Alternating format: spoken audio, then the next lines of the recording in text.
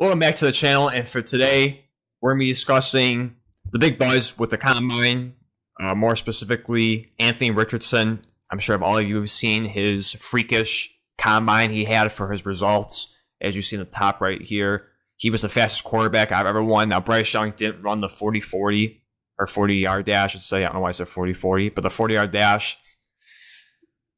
And with that, Richardson came in first with his, everyone was freaking out with his big size, running a unofficial time was a 4.4, but they bumped it down slightly to official 4.43. He sets the modern record for quarterbacks with a vertical jump. And getting down more specifically, just a quick tweet by NFL Research, bringing down 6'4.25", 244. Hand size, 10.5 inches. Vertical, 40.5. Broad jump, 10 feet, 9 inches. And you see taller than George Kittle, heavier than Hassan Reddick, bigger than DeAndre Hopkins, higher than Devontae Adams, and then longer than Odell Beckham. And you see for the 40-yard dash, faster than CeeDee Lamb. But my big peeve about this is what the hell does this have to do with being a good quarterback? What does having a great vertical, a great broad jump, running fast, what does it have to do with being a good quarterback? I don't get it. I don't. There's so many analysts and coaches and so forth and GMs that get so caught up on this draft, or the combine, I should say, of if they can run fast, can they jump high, can they have a good broad jump, so forth. What is it for, especially for a quarterback, what does a vertical jump have to do with playing the position? What does running a 40-yard dash have to do with the position? You're drafting those guys to throw the football and make the right plays, not to run a 40-yard dash, not to jump high, not to jump the farthest on a broad jump. This isn't track. This is football. If this was track, then absolutely Anthony Richardson would no doubt be the number one pick for the quarterbacks, or probably number one pick in the draft, potentially one of the top players in the draft. But this isn't track. This is football. What does this have to do with playing the position? Playing the position should be figuring out, can he read defenses? Can he throw with anticipation? Can he put the window or the ball in tight windows? Intangibles, leadership. How's the players react to him? Can they rally behind them? That's what should make a quarterback, not this show that they put on at the combine. For the most part, I don't like the combine in general. There are some drills that I do understand for certain positions that you need. I can understand that. But for the most part, it's just a show, especially the 40-yard dash. What the hell is... All right, he ran a 4.4. I know that's very impressive for a guy that size. I'm not being sarcastic. That's true. It's crazy to see a guy run this fast with his freakish ability. But what does it have to do with playing the quarterback position? It doesn't. And I want to switch over to kind of the ESPN for his stats. As you see, his first 2 years, he wasn't the starter, and this was in his final year at Florida before declaring for the draft. He was the starter. He threw for 2,549 yards, 17 touchdowns, 9 interceptions. The biggest goal you're probably going to see offhand is the completion percentage, 53.8. We're in the NFL, we consider mid-60s the standard. Before, it was 60, or if you're just over 60. For the completion percentage, you're good. Now it's low to mid 60s now. How does this jump off to you when you say, oh, when you're getting so caught up on the scouting part for the physical attributes? Why is anybody questioning this? And I know there are people that do have put out there, so I don't want to make it sound like I'm the only one who's saying it. There are plenty of people that are questioning his ability to throw and so forth. But this should be a glaring issue. You look at players in the past. Look at Josh Allen. Of course, that's the biggest comparison I see with his physical size, and I do see it with Allen. Allen had the similar completion. He had a little bit better completion percentage. He was probably around 56 for his final year, or overall, he was around 56. And people crucified this guy, saying that he wasn't going to make it, he was going to pan out because he can't throw a football. And this guy has a worse completion percentage than he did coming out of college, and we're considering the consensus, or not consensus, but starting to move up to be the first overall, or potential first overall pick. And part of it, too, is just because of how great he did at the combine. But again, what does this have to do with playing the position? This should be more important. This should be more important right here. If you saw his limited time playing in 2021, I don't know how many games he played, maybe 2 or 3, seeing like the attempts. He threw a 59.4. Again, not to standard, but close, better, at least, way better than 53. I know, granted, there's a big difference between attempts. But you see interceptions, pretty, 6 touchdowns, 5 interceptions. Not, you don't want to see that. 17 touchdowns, 9 interceptions. Again, a little too high on the interceptions right there. I know he's very up and down this season.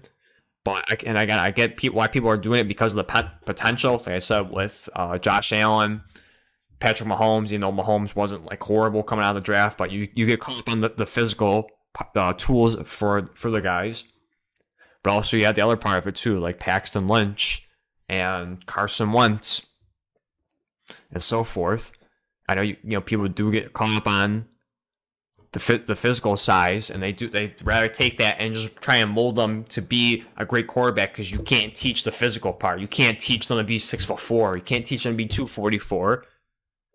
And that's kind of the biggest knock on with Bryce Young. He's the number one quarterback in everyone's mind, except for the height. He's 5'10", 204. You can't teach him to get taller. And you can't put too much more weight on him before it gets to a point where it's just going to be a detriment to him.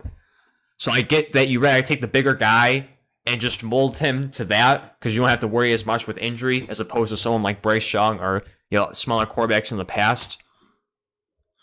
But again, this is what should matter more. Look at his stats. How do you look at it in the film? Did he play well? And of course, for rating, he did do good. Don't want to blow that off and say it's not nothing. He did have a 131 passer rating.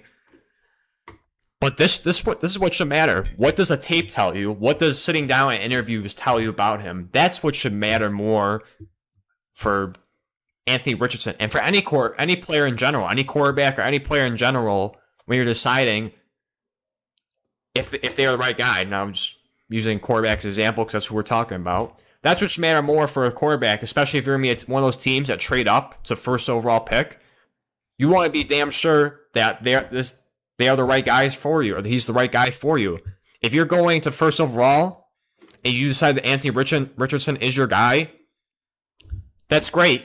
But if you're doing it because you watch the film and he does have his downs, he does have his knocks, but if you see that the upside, the potential, if you watch the tape and you say overall, hey, we're comfortable taking this guy and we feel comfortable we have a good shot at developing him and he can become the great player that we know he can. And you surround him with talent and you were impressed with his interviews, then that's what should matter. If you're going off of that, then that's a good decision. Regardless, people are going to knock you, of course, for taking him over Bryce Young or whoever. And people will say, "Oh, he'll turn out to be a bust."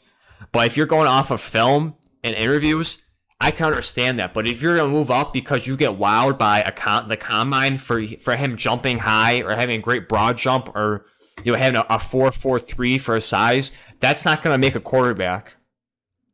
Throwing with anticipation, throwing tight windows, intangibles, of course, leadership, how the players react around you. Is he good at reading defense? That should be the standard for interview or evaluating a quarterback for any position, any player. Just watch the film. Who cares about what they did the combine? Again, I know there's certain positions that for certain drills it does matter, but speaking for the quarterbacks, none of this matters. None of this matters. If you want to just say the throwing part of it, I can understand that. I can understand that. But everything else it's just for show. It is. That's all it is. It's just for a show. If you're a great coach or great GM that you can see talent and you can develop it, you can get a good feel for these players when you talk to them. You don't have to watch the combine. You don't. You can skip all this and just wait to talk to them. You can just sit there the whole time watching film and breaking it down and deciding if he's a good quarterback or not. That's what should matter more into figuring out who you want to draft at that position rather than him setting the record for QBs in a vertical jump or being the fastest quarterback in the draft or having a good broad jump. All that doesn't matter. What matters is what they do on the field and how they carry themselves. That should matter more than the combine. And I'm not, hoping that, Richardson fails or anything like that. I hope all these guys succeed. it's gonna be really fun to watch Richardson if he can pan out to be the guy that people say he can. And it's going to be fun with his size. It's going to be like another Josh Allen. It's going to be fun to see whoever picks him up, and he can help potentially turn that franchise around. I hope all these other quarterbacks do well. Bryce Young, Will Levis, C.J. Stroud, and so forth. I know other ones too. You have wild cards like Stetson Bennett, Max Duggan. I know there's other quarterbacks I'm not mentioning offhand, but those are kind of the more names you hear, but especially Young, Willis, Stroud, and so forth. I hope all those guys succeed, and for anyone else at any position in the draft, I hope all of them succeed. It's going to be fun watching all these guys play. But let's not get caught up on the combine. Let's not get caught up on a show that they put out for the public. And let's look at football. Let's not look at all these other stuff. Again, if this is track, I can get this, but this is not track. This is football. You don't draft a quarterback to run or to jump far or jump high. You draft him to throw. You draft him to help lead your team. That's what should matter more than this this joke of a combine. So that's my quick thoughts on that. Let me know down below your thoughts on the whole Anthony Richardson situation. If you do believe he's going to be a good quarterback or not. Also, your thoughts on the combine. Of course, you know mine already. So with all that being said, thank you for watching. Please subscribe if you enjoyed, and I'll see you in the next one.